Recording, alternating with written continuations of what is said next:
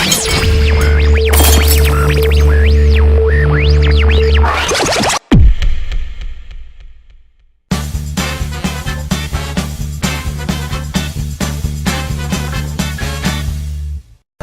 I'm Jose Girah Macedo. I'm 18 years old and I'm from Cascais, Portugal. I started playing poker in summer '09, where I began on Facebook Poker, and then I went on to deposit 30 euros on Betfair when I heard about Girah's story.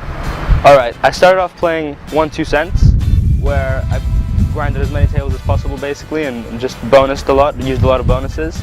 Then I moved up using the bankroll management called Kelly Criterion, which is, it's talked about in Mathematics of Poker, but you can also Wikipedia it. I think it's something every poker player should know about. It basically involves taking a lot of shots and moving up and down a lot in stakes depending on how much you win or lose. And from then I basically I started on full ring, and then I went on to 6-max and then finally heads up.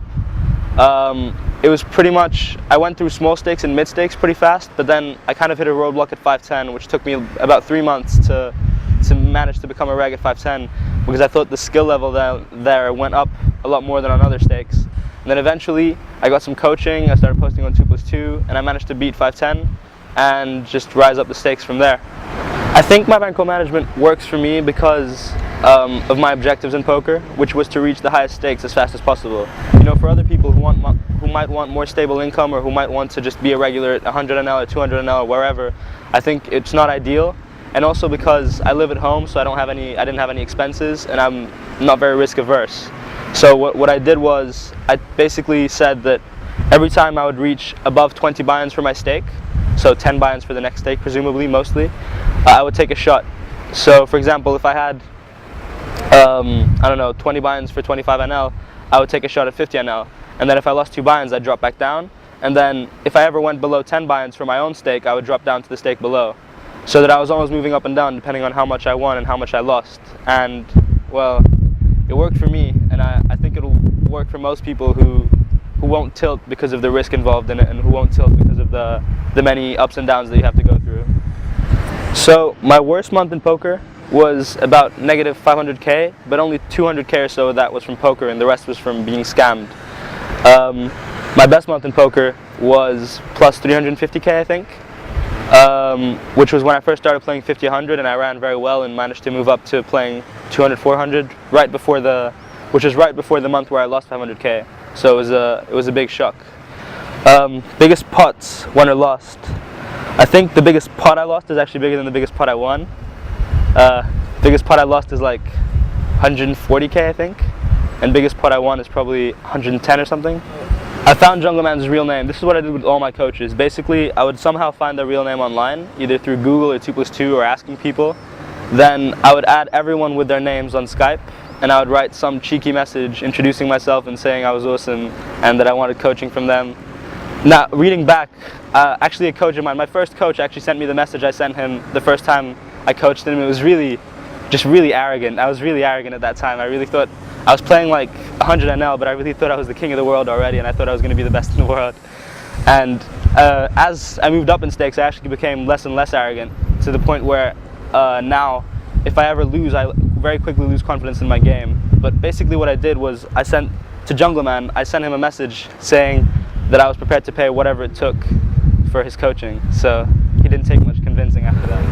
I think the Girah Challenge is great for its time. So when Girah had much more time to play, when he was not sponsored, I think, I'm not sure, or just as he started being sponsored, when he didn't play as much live and stuff, because the 50,000 hands format really, that's what allowed him to give 3-to-1 odds, because he knew that, well, he thought that over 50,000 hands he could beat anyone. While the Isildur Challenge, which is over like 5,000 hands, there's a lot more variance involved there, obviously, and a worse player can easily beat a better player over 5,000 hands. So in terms of which format I prefer, I think I would prefer the Girah Challenge if he had time to play, if they like made a schedule and that he would play like every week and finish it in like 2 months or something, which is perfectly possible, obviously. As you know, what many of you may know, I demonstrated interest to take the Girah and Isildur challenges. Obviously it'd be a huge dream come true to play against Girah, since he's the guy who brought me into poker, and the picture of playing at Real Heaven with him is what motivated me through a lot of my downswings and stuff. But so far he responded, but obviously he's a very busy guy. He took a long time to respond, and then with Black Friday he said that it would have to wait until after Black Friday, so hopefully that still happens when the Black Friday thing is more or less blown away. In terms of the Isildur challenge, I think he's responded, but I'm not sure if it's happening or not. I'll keep you posted on that. So Douglas had contacted me because he wanted to go live in Brazil with Jungleman, and so since I speak Portuguese, I was kind of the obvious option. But before that, we were scheduled to go live in Vegas anyway this summer together. Me, him, Jungleman, and maybe Frederick Catel, who is Fisheye and Eurosites. He's a huge winner. And I think that's still going to happen maybe in the following weeks, the Vegas thing. But in terms of Brazil, we're not sure because they keep changing their minds. They might want to actually come to Portugal now and live here. So we'll definitely live together at some point next year. We just don't know where or when. I think it'd be obviously a really good experience for me to live with two such talented players, and it'd also be an adventure kind of to live in a foreign place with two people I don't know very well. I've always been very excited and happy about teaching poker. Like, I've never been, like, when I reached high stakes, I didn't stop posting on 2+2, I didn't stop coaching people. I've always just really enjoyed teaching poker and talking about poker. And since most of my poker career I spent paying people to talk to me, now I received this invitation with happiness because I finally get to talk about people who actually want to hear what I want to say instead of having to pay them to tell me. So what they can expect from my videos is I'm really going to dedicate myself to try and make really good videos that people can learn from, and they can figure out how I think about poker and how that's going to help them in their game. You know, my first video is going to be analyzing two hands that I posted on 2+2, which is one 10-20 and one 50-100 one. And they both received a lot of criticism and a lot of, like, they were very contentious kind of, so it'll be interesting to kind of speak about them and explain my line, because lots of very good posters and players didn't like it. And so it'll be interesting to explain, like, rationally and mathematically kind of why I took that line in a full-fledged, like, analysis of it. A daily life. I've been on vacation for 2 weeks now actually, so I don't really have a schedule because I've been traveling a lot and stuff. But during school basically consisted of, on most days, going to school, then usually I'd take like some kind of thing that I could analyze at school, like some Hold a Manager hands or some article by someone good, or some blogs, or just some hands that I played, and then I would analyze it either during boring classes or during my frees or at lunchtime or something. And then as soon as I got home, I would normally have like my whatever the meal called after lunch is. I'd have that, and then I would play about a 3-hour session in which I would basically play whatever games were available. I'd even play like 50 NL sometimes if there are no games available, just because those are 3 hours that I wanted to play poker no matter what games were available. So I'd play just whatever there was, and then normally I'd review hands for an hour and then go to bed, and some sports on some days obviously. During weekends, it basically just the same thing, but a lot more playing and a lot more studying. At first, I didn't actually tell my mom that I was depositing to play poker. I told her that the 30 euros was for a new computer game that everyone was playing. And then when she eventually found out by checking her like credit card records that it was poker, like that you saw the poker name on the records, she confronted me. But at that time I'd already won 3,000, and I basically told her that I wasn't a gambler and that if I lost those 3,000, I would never deposit again.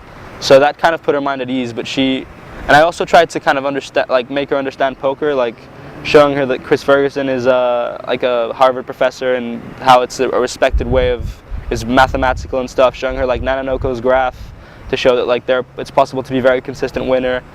And I think she kind of understood, but she was always a bit doubtful of it because of the connotation that just gambling has. So she like likes it when I win, but when I lose, it's kind of I told you so. Like she doesn't really, I don't think she really trusts poker yet. My friends, only my closest friends really knew I played, and none of them, or well, only like one of them had any idea how much I actually like made and how good I was.